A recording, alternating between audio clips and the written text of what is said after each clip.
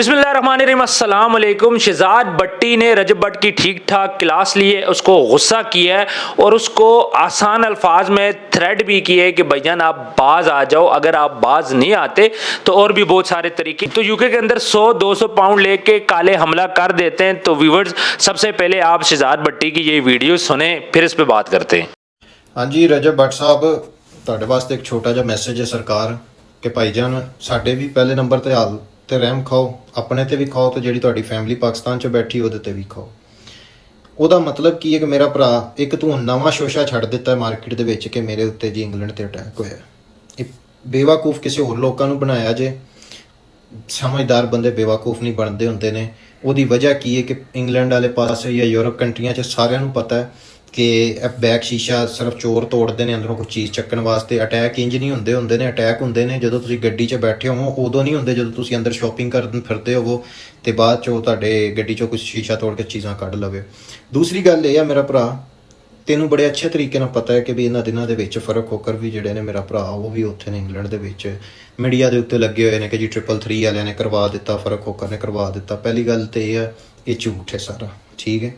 ਦੂਸਰੀ ਗੱਲ ਇਹ ਆ ਕਿ ਭੱਟ ਸਾਹਿਬ, ਮੈਂ ਪਹਿਲਾਂ ਮੇਰਾ ਭਰਾ ਬੜੀ ਮੁਸ਼ਕਲ ਜਿਹੜੀ ਤੇਰੀ ਕੰਟਰੋਵਰਸੀ ਪਿਛਲੇ ਦਿਨਾਂ 'ਚ ਬਣੀ ਹੋਈ ਸੀ, ਉਹਨੂੰ ਬੜੀ ਮੁਸ਼ਕਲ ਤਰੀਕੇ ਦੇ ਨਾਲ ਮੈਂ ਆਪਣੇ ਤੌਰ ਤੇ, ਸਿਰਫ ਕੀ ਕਿ ਤੈਨੂੰ ਮੈਂ ਭਰਾ ਕਹਿੰਦਾ, ਮੈਂ ਆਪਣੇ ਤੌਰ ਤੇ ਉਹਨੂੰ ਹੈਂਡਲ ਕੀਤਾ। ਭਾਈ ਨੂੰ ਕਿਹਾ, ਸਾਰਿਆਂ ਨੂੰ ਕਹਿ ਕਵਾ ਕੇ ਉਹਨੂੰ ਮੈਂ ਹੈਂਡਲ ਕੀਤਾ ਜਿਵੇਂ ਵੀ ਮੈਂ ਕੀਤਾ, ਠੀਕ ਹੈ। ਲੇਕਿਨ ਹੁਣ ਅਗਰ ਤੁਸੀਂ ਜਾਣ ਬੁੱਝ ਕੇ ਬਾਰ-ਬਾਰ ਇੱਕ ਬੰਦੇ ਨੂੰ ਉਂਗਲ ਦਿੱਤੀ ਜਾਓਗੇ, ਛੇੜੀ ਜਾਓਗੇ ਤੇ ਫਿਰ ਉਹ ਤੁਹਾਨੂੰ ਵਿਖਾ ਦੇਗਾ ਕਿ ਓਰੀਜਨਲ ਅਟੈਕ ਹੁੰਦਾ ਕੀ ਹੈ। ਤੈਨੂੰ ਬੜੇ ਅੱਛੇ ਤਰੀਕੇ ਨਾਲ ਪਤਾ ਹੈ ਕਿ ਯਾਰ ਅਗਰ ਮੇਰੀ ਇਹ ਵਾਲੀ ਚੀਜ਼ ਕਰਨ ਦੇ ਨਾਲ ਸਿੱਧੀ ਗੱਲ ਉਹਨਾਂ ਬੰਦਿਆਂ ਤੇ ਜਾਣੀ ਹੈ ਜਿਹੜੇ ਉਹ ਵੀ ਇੰਗਲੈਂਡ ਦੇ ਵਿੱਚ ਬੈਠੇ ਨੇ, ਠੀਕ ਹੈ। ਤੇ ਤੂੰ ਐਵੇਂ ਦਾ ਸ਼ੋਸ਼ਾ, ਅਗਰ ਤੂੰ ਕੋਈ ਰਿਕਾਰਡ ਕੀਤਾ ਹੋਇਆ ਪਹਿਲੇ ਤੋਂ ਕੋਈ ਸ਼ੈਤਾਨੀ, ਮੈਂ ਤੈਨੂੰ ਇਹ ਤੇਰੀਆਂ ਸ਼ੈਤਾਨੀਆਂ ਹੀ ਤੂੰ ਸ਼ੈਤਾਨੀ ਕਰ ਬੈਠਣਾ, ਬਾਅਦ 'ਚ ਤੈਨੂੰ ਮਹਿੰਗੀ ਪੈ ਜਾਂਦੀ। ਅਗਰ ਤੂੰ ਕੋਈ ਵਲੋਗ ਐਸਾ ਤਿਆਰ ਕੀਤਾ ਹੋਇਆ ਜਿਹਦੇ ਵਿੱਚ ਤੂੰ ਐਸੀ ਸ਼ੈਤਾਨੀ ਕੀਤੀ ਹੋਈ ਹੈ ਕਿ ਵੀ ਇਹ ਜੀ ਮੇਰੇ ਤੇ ਅਟੈਕ ਹੋਇਆ, ਫਲਾਣਾ ਟਮਕਾਣਾ, ਅਗਰ ਤੂੰ ਭਾਈ ਐਵੇਂ ਦਾ ਕੋਈ ਕੰਮ ਕੀਤਾ ਹੈ, ਤੈਨੂੰ ਰਿਕੁਐਸਟ ਹੈ, ਮਿਹਰਬਾਨੀ ਕਰੀ ਐਵੇਂ ਦਾ ਅਪਲੋਡ ਨਾ ਕਰੀ। ਕੋਈ ਹੋਰ ਤਰੀਕਾ, ਕੋਈ ਹੋਰ ਗੱਲ ਲੱਭ ਲਵੀਂ, ਉਹਦੇ ਤੇ ਕਰ ਲਵੀਂ। ਲੇਕਿਨ ਅਗਰ ਜਿਹੜੀ ਅੱਗ ਬੰਦ ਹੋਈ ਹੈ, ਜਿਹੜੀ ਬੁਝੀ ਹੋਈ ਹੈ, ਅਗਰ ਉਹ ਦੁਬਾਰਾ ਚੱਲ ਪਈ ਨਾ, ਇਸ ਵਾਰੀ ਫਿਰ ਮੇਰੀ ਕਿਸੇ ਨੇ ਮੰਨਣੀ ਔਰ ਨਾ ਹੀ ਮੈਂ ਇਹ ਚੀਜ਼ ਖੁਦ ਮੁਕੱਲਮ, ਮੈਂ ਬਰਦਾਸ਼ਤ ਵੀ ਨਹੀਂ ਕਰਾਂਗਾ ਕਿ ਮੇਰਾ ਭਰਾ ਫਰਕ ਹੋਕਰ ਇੰਗਲੈਂਡ 'ਚ ਬੈਠਾ ਤੇ ਤੂੰ ਇਹ ਝੂਠ ਬੋਲਿਆ। ਮੈਨੂੰ ਪਤਾ 100% ਝੂਠ ਹੈ, ਠੀਕ ਹੈ। ਤੇ ਤੂੰ ਇਹ ਝੂਠ ਬੋਲ ਕੇ ਫਿਰ ਉਹ ਸਾਰੀਆਂ ਰੁੱਖ ਜਿਹੜੇ ਨੇ ਕਿ ਵੀ ਉਹ ਸਾਡੇ ਵੱਲ ਮੇਰੇ ਭਰਾ ਵੱਲ ਕਰ ਦਿੱਤੇ ਨੇ, ਮੈਂ ਵੀ ਇਹ ਚੀਜ਼ ਬਰਦਾਸ਼ਤ ਨਹੀਂ ਕਰਾਂਗਾ। ਮੇਰੇ ਤੇ ਵੀ ਫਿਰ ਮੇਰਾ ਭਰਾ ਕੋਈ ਉਮੀਦ ਨਾ ਰੱਖੀ, ਠੀਕ ਹੈ। ਦੂਸਰੀ ਚੀਜ਼ ਇਹ ਆ ਕਿ ਪਿਛਲੀ ਦਫਾ ਵੀ ਜਿਹੜਾ ਕਿ ਐਵੇਂ ਇਤਨਾ ਉਸ ਬੰਦੇ ਨੂੰ, ਭਾਈ ਨੂੰ ਟਰੋਲ ਕੀਤਾ, ਸਾਰਾ ਕੁਝ ਕੀਤਾ ਲੋਕਾਂ ਨੇ, ਫਿਰ ਵੀ ਮੈਂ ਉਹਨਾਂ ਨੂੰ ਕਹਿ ਕੁਆ ਕੇ ਮਨਾ ਕੇ ਗੱਲ ਖਤਮ ਕਰਵਾ ਦਿੱਤੀ। ਤੈਨੂੰ ਖੁਦ ਵੀ ਥੋੜ੍ਹੀਆਂ ਜਿਹੀਆਂ ਚੀਜ਼ਾਂ ਦਾ ਖਿਆਲ ਹੋਣਾ ਚਾਹੀਦਾ। ਤੂੰ ਪੜ੍ਹਿਆ ਲਿਖਿਆ ਇਨਸਾਨ ਹੈ ਕਿ ਯਾਰ ਮੈਂ ਕਿਹੜੇ ਟਾਈਮ ਤੇ ਕਿਹੜੀ ਗੱਲ ਕਰਨੀ, ਕਿਹੜੀ ਨਹੀਂ ਕਰਨੀ। ਤੇ ਮੇਰਾ ਭਰਾ, ਇਹਨਾਂ ਮੁਲਕਾਂ ਦੇ ਵਿੱਚ ਜਦੋਂ ਕਾਲੇ ਅਟੈਕ ਕਰਦੇ ਨੇ ਨਾ, 100-200 ਪਾਉਂਡ ਲੈ ਕੇ ਵੀ ਜ਼ਿਆਦਾ ਨੇ, ਉਦੋਂ ਕਰਦੇ ਨੇ ਜਦੋਂ ਬੰਦਾ ਗੱਡੀ 'ਚ ਬੈਠਾ ਹੋਵੇ। ਤੇ ਇਹਨਾਂ ਮੁਲਕਾਂ 'ਚ ਬੜਾ ਆਸਾਨ ਚੀਜ਼ਾਂ ਨੇ ਤੇ ਰਿਕੁਐਸਟ ਹੈ ਨਾ ਐਵੇਂ ਦੀ ਕੋਈ ਗੱਲ ਕਰੇ। ਬਾਕੀ ਮੀਡੀਆ ਦੇ ਉੱਤੇ ਲੱਗੇ ਹੋਏ ਨੇ ਕਿ ਫਲਾਣਿਆਂ ਨੇ ਕਰਵਾਤਾ। ਪਹਿਲੀ ਗੱਲ ਤੇ ਸਾਡਾ ਕੋਈ ਮੇਰੇ ਭਾਈ ਦਾ ਵਿੱਚ ਲੈਣ ਦੇਣ ਨਾ ਕੋਈ ਹੈ ਹੀ ਨਹੀਂ, ਅਟੈਕ ਹੈ ਹੀ ਨਹੀਂ। ਐਵੇਂ ਮੇਰੇ ਮੂੰਹ 'ਚ ਸੁਣਦੇ ਜੇ ਹੈ ਹੀ ਕੋਈ ਨਹੀਂ ਕਿ ਐਵੇਂ ਕੋਈ ਚੋਰ ਆਇਆ, ਉਹਨੇ ਸ਼ੀਸ਼ਾ ਤੋੜਿਆ, ਸਮਾਨ ਕੱਢਿਆ ਤੇ ਗਿਆ ਤੇ ਇਹਨਾਂ ਨੇ ਕਹਿ ਦਿੱਤਾ ਅਟੈਕ ਹੈ ਜੀ। ਤੇ ਬਾਕੀ ਜਿਹੜਾ ਕਿ ਜਦੋਂ ਅਟੈਕ ਹੋਏਗਾ ਉਹ ਸਾਰਿਆਂ ਨੂੰ ਪਤਾ ਲੱਗ ਜਾਂਦਾ ਹੁੰਦਾ ਕਿ ਵਾਕਈ ਇਹ ਅਟੈਕ ਹੈ। ਐਵੇਂ ਝੂਠ ਮਾਰ ਕੇ ਜੀ ਅਟੈਕ ਹੋ ਗਿਆ, ਫਲਾਣਾ ਟਮਕਾਣਾ, ਪਤਾ ਨਹੀਂ ਆਪਣੇ ਫੋਲੋਵਰਾਂ ਨੂੰ ਯਾਰ ਤੁਸੀਂ ਕੀ ਸੁਣਾਉਣ ਡੇ ਜੇ, ਕੀ ਵਿਖਾਉਣ ਡੇ ਜੇ ਝੂਠ। ਖੁਦਾ ਦਾ ਖੌਫ ਕਰੋ ਯਾਰ, ਠੀਕ ਹੈ। ਤੇ ਇਸ ਵਾਸਤੇ ਮੇਰਾ ਭਰਾ ਮਿਹਰਬਾਨੀ ਕਰਿਓ, ਇੱਕ ਵਾਰੀ ਅਪਲੋਡ ਕਰਨ ਤੋਂ ਪਹਿਲੇ 10 ਵਾਰੀ ਸੋਚ ਲਈ। ਇਸ ਵਾਰੀ ਅਗਰ ਕੋਈ ਐਵੇਂ ਦੀ ਚੀਜ਼ ਹੁੰਦੀ ਹੈ तो कोई नहीं संभाली जानी। जैसा कि आपने वीडियो में सुना, शहजाद भट्टी ये बात बोलता है कि रजब भट्ट को ये हरकत नहीं करनी चाहिए थी, खास तौर पे जब फरक होकर भी लंदन में मौजूद है।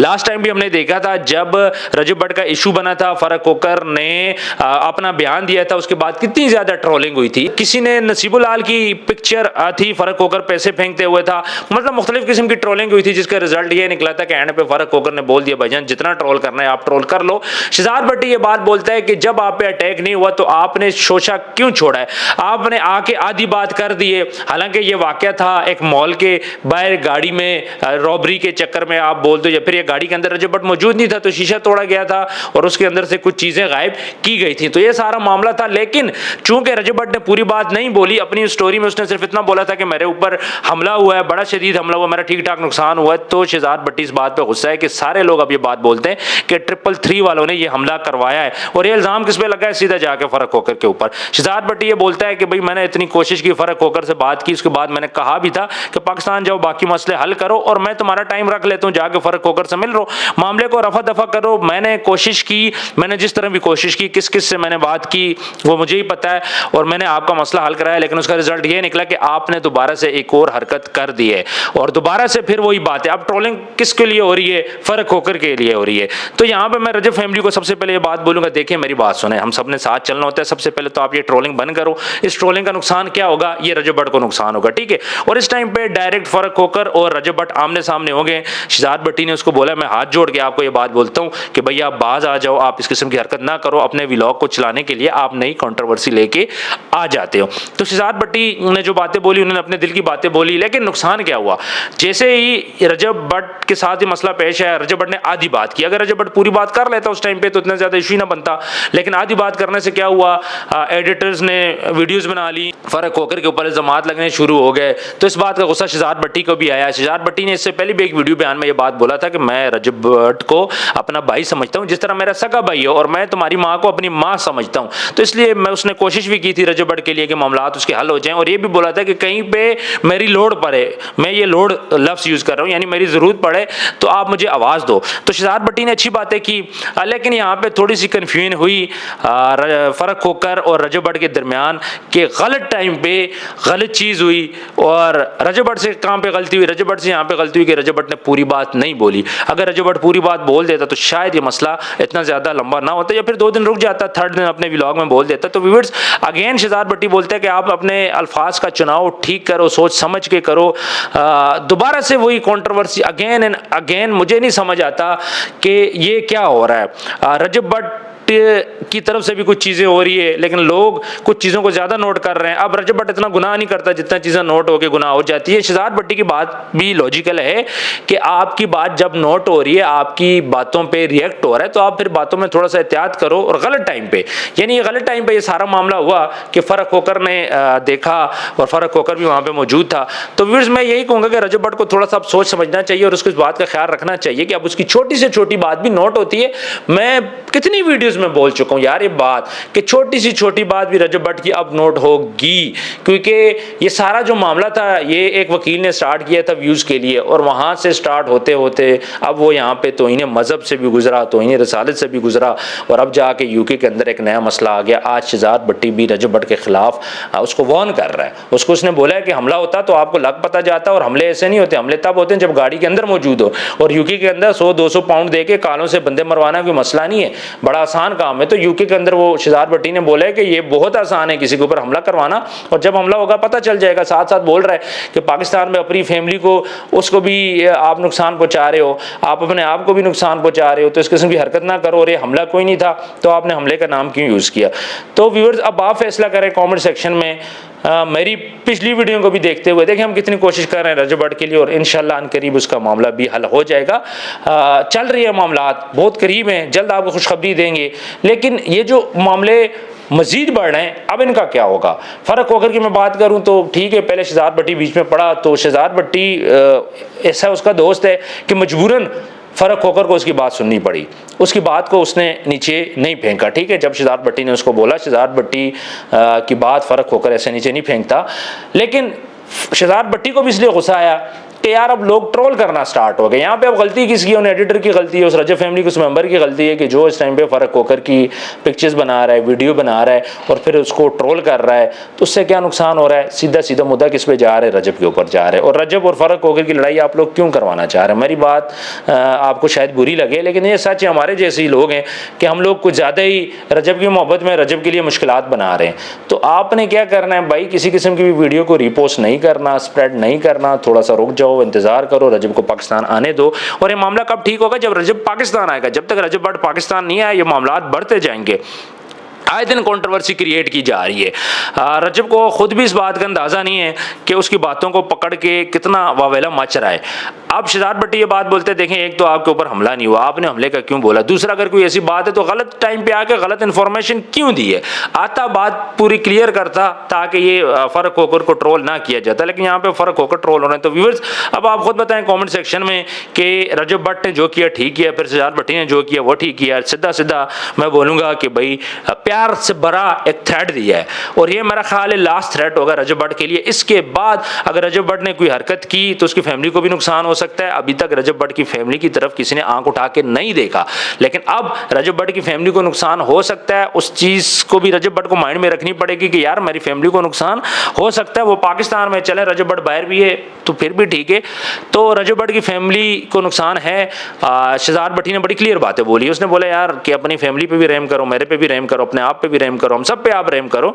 तो साथ साथ प्यार प्यार अंदाज में उन्होंने थोड़ी सी इसको धमकी भी लगा दी है कि भाई जब हमला होगा तो लग पता जाएगा।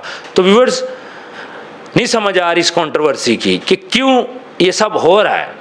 मतलब बात ठीक है, रजब भट्ट को नहीं करना चाहिए था, जब फ़र्क होकर वहाँ पे मौजूद है तो ये चीज़ें नहीं करनी चाहिए थी, लेकिन अब हो गया और लॉस वार्निंग है ये। देखें शहजाद भट्टी लोग ये जब एक हिंदुस्तान के अंदर किसी के घर के अंदर ग्रेनेड फेंक सकते हैं, रोजर सिंधु, मनोरंजन कालिया उनके घरों पे ग्रेनेड अटैक फेंक सकते हैं, तो क्या रजब भट्ट के घर पे फेंकना कोई मसला है इनके लिए? तो इस वीडियो की वसासत से मैं ये बात बोलूँगा कि खुदारा शहजाद भट्टी साहब से भी रिक्वेस्ट करूँगा, थोड़ा सा आप हौसला रखें।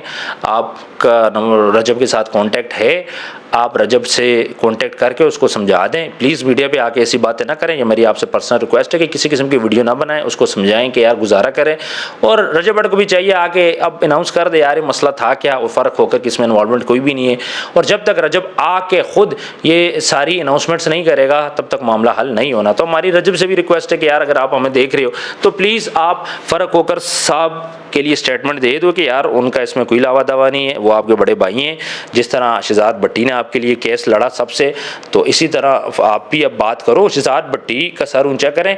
आप फ़र्क होकर का क्लियर आके बता दो कि वो इसमें इन्वॉल्व नहीं है, तो बात ख़त्म हो जाएगी। और आइंदा भी एहतियात करें यार, इस किस्म की चीज़ें ना करें प्लीज़ प्लीज़। मैंने आपको बोला है 10 दफ़ा कि आप एक बंदा रख लो जो आपका व्लॉग रीड करे, एक एक्सपर्ट रख लो, अपना एडवाइज़र रख लो जो आपका व्लॉग सुने डेली और फिर बताए जी फ़लाँ चीज़ भी काट दो, फ़लाँ चीज़ भी काट दो। आपको लोग सुनना चाहते हैं, आप एंटरटेनमेंट करो, आप सब कुछ करो। डक्की भाई का हाल देख लो यार, उसके ऊपर भी 2 पर्चे हो गए, एक की जगह 2 पर्चे हो गए। तो वो जो उसने वीडियो बनाई थी वो जाग रहा था, ये बताया गया जी सोया हुआ है, फिर दूसरा टांगों से चलाना। तो यहाँ डक्की भाई फंस के कुछ ना करके, तो फिर आपके पीछे तो दुनिया पड़ी हुई है। तो व्यूअर्स, ढेर सारा ख्याल रखना है आपने। जिन लोगों ने अभी तक चैनल को सब्सक्राइब नहीं किया सब्सक्राइब करो। अच्छा, एक और वीडियो आने वाली है, वो हमारी जो नेक्स्ट वीडियो की इंशाल्लाह मुमताज़ कादरी साहब के बेटे का हमने इंटरव्यू किया है, और वो जो सारी पुरानी फीलिंग्स हैं, कैसे उनको फांसी दी गई, वो सारा कुछ उन्होंने बता दिया, कैसे उनकी फैमिली को बुलाया गया। तो वो वीडियो आपने ज़रूर देखनी है, उसका इंतज़ार करना है। इंशाल्लाह कल वो वीडियो मैं अपलोड कर दूँगा। अपना ढेर सारा ख्याल रखें, वीडियो को ज़्यादा से ज़्यादा शेयर करें। मिलते हैं नेक्स्ट वीडियो में। अल्लाह हाफिज़।